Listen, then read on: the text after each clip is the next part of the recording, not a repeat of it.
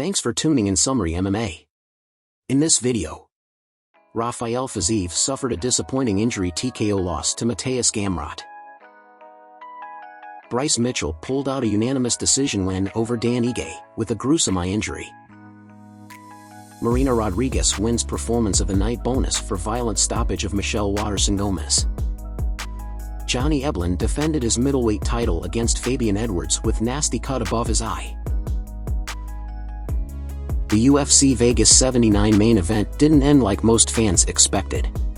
Mateusz Gamrot defeated Rafael Fiziev by TKO in the second round, when an erratic body kick led to an apparent leg injury for Fiziev, prematurely ending the bout. After the bout, Fiziev posted a video on his Instagram page, awaiting treatment alongside fellow fighters Michelle Waterson-Gomez and Bryce Mitchell, whom also suffered extensive damage in their fights. Second round. Look, everybody here.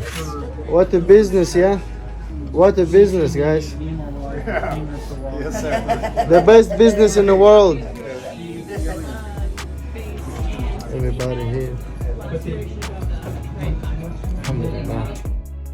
Mateusz Gamrot wasn't happy the way the fight ended, but mentioned he trained blocking kicks plenty of times during training camp because he knew Fiziev would throw a lot of kicks during their fight. The fighter didn't waste time after his win, calling out title challenger Charles Oliveira for his next bout, assuming Charles won't win his bout against the division champion Islam Makhachev. "I know Charles Oliveira has a fight soon next month with the champ. My prediction, the result will be the same as last time, that Islam defends his belt. I can wait for Charles Oliveira until next year, maybe March, maybe May, we will be ready for him, and I want to fight with him. I would like to test myself against Charles Oliveira because he is the most dangerous guy on the ground. I want to show my really good skills in jiu-jitsu. I want to show how good I am on the ground. I think this guy will be the first guy in my career who will want to fight with me on the ground. What do you think? Do you think Gamrot has what it takes to compete with Charles Oliveira, and then challenge Islam for the UFC lightweight belt?" Bryce Mitchell survived a very bad busted-up eye, and showed his suffocating grappling skills to beat Dan Ige in the UFC Vegas 79 co-main event. Despite a couple of cuts and severe swelling that had to compromise his vision, Mitchell just kept pressing forward to get his takedowns, which allowed him to dominate Ige on the ground for several minutes of the fight. When the fight was over, the judges scored the fight 30-27, 29-28, and 29-28 for Mitchell. Besides rebounding from his first professional loss, this win moves Mitchell to 7-1 in the UFC. But the story of the night wasn't what he did inside the octagon, it was his behavior before and after the contest that had the media and fans talking about. A noted conspiracy theorist, Mitchell said he wanted to help Dan Ige, and that they had to show Satan that he can't do nothing to the power of Christ when people come together. Before their fight, while Joe Martinez was introducing Bryce Mitchell, he held the Bible high above his head and yelled freedom. And after their fight, the outspoken fighter wanted to pray in the middle of the octagon with Dan Ige, but the fighter was interrupted by the broadcasting team before doing so. Here is his post-fight octagon interview.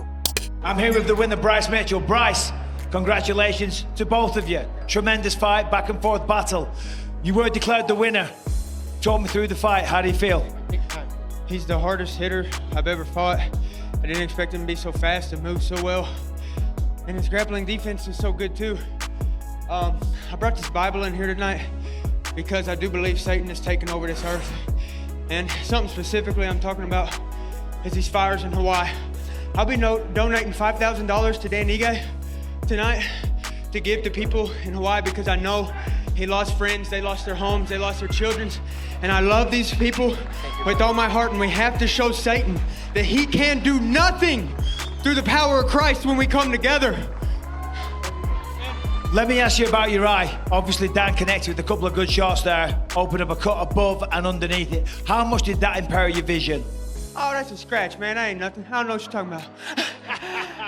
Hey, also too, these fires in Hawaii, I don't believe that they were natural. I believe they were man-made.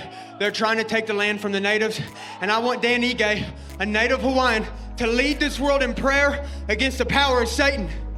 Well, congratulations on a great fight. Dan Ige, congratulations as well. Bryce Mitchell, Thug Nasty, tremendous performance, my brother. Please let Dan pray. Ladies and gentlemen, your winner, Thug Nasty, Bryce Mitchell. There was no controversy with the stoppage, but Michelle Waterson-Gomez broke down in tears just after the referee stopped her fight against Marina Rodriguez at UFC Vegas 79. Waterson-Gomez absorbed a lot of damage in the head and body, with Rodriguez battering her with punches, elbows, and knees throughout the fight.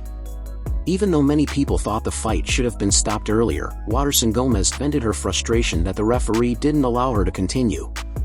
Afterward, Waterson-Gomez talked to Rashad Evans, who trained with her for many years under head coach Greg Jackson at his gym in New Mexico. Here's what he had to say as an analyst for the UFC Vegas 79 broadcast. "It was tough because at the end of the night, when she came to me, she said, 'I didn't want him to stop it. I wanted to come back. I wanted to come back, and I know could come back.' I've known Michelle for the longest time. We go back to Jackson's, and when she was named Peanut, she was one of the guys on the team, and she was just always there, just going through the workouts we did. It was hard for me to see her in that moment because I know what it's like to want to keep going, but you just can't." According to UFC statistics, Rodriguez outstruck Waterson-Gomez by a dramatic margin of 90-16 in total strikes, and eventually, Waterson-Gomez could just no longer weather the storm. Marina Rodriguez won Performance of the Night bonus for her brutal victory over the veteran Michelle Waterson-Gomez. The Brazilian proved she is definitely still a contender at strawweight, and the fighter wants a big fight next, calling out Tatiana Suarez. The other Performance of the Night bonus went to the Canadian featherweight fighter Charles Jourdain for his first-round guillotine choke finish of Brazilian Ricardo Ramos. Tim Means and Andre Filo earned Fight of the Night honors for their welterweight brawl in a back-and-forth fight that ended with Means defeating Filo by third-round TKO. What do you think? Was the Rodriguez vs. Waterson-Gomez fight a good stoppage? And do you like the Tatiana Suarez call-out by Marina Rodriguez? It was evident the cut above Eblen's eye that he suffered in the second round against Fabian Edwards was nasty, but that didn't make the Bellator champion give up. On the contrary, Eblen came back stronger in the third round and finished Edwards with some nasty ground and pound to retain his Bellator belt. With the win, Eblen improved his pro record to 14-0 and defended his title successfully for the second time since capturing it against Gegard Mousasi.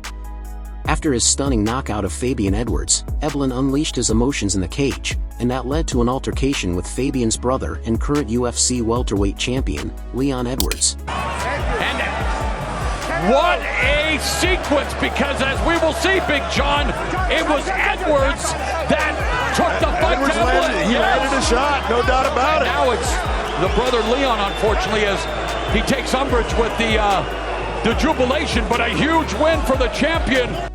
Following the victory, former UFC interim lightweight champion and Eblen's American Top Team teammate, Dustin Poirier, posted a photo to Twitter showing how nasty the cut was. And it is pretty darn nasty. Kudos to the Bellator champion to stay strong after the cut and come back victorious in the third round. What do you think? Who should Johnny Eblen fight next? And do you think he has a chance against current UFC welterweight champion, Leon Edwards? If you like the content, please make sure to like and subscribe so you can get the latest news in UFC and other MMA promotions. Thanks for watching.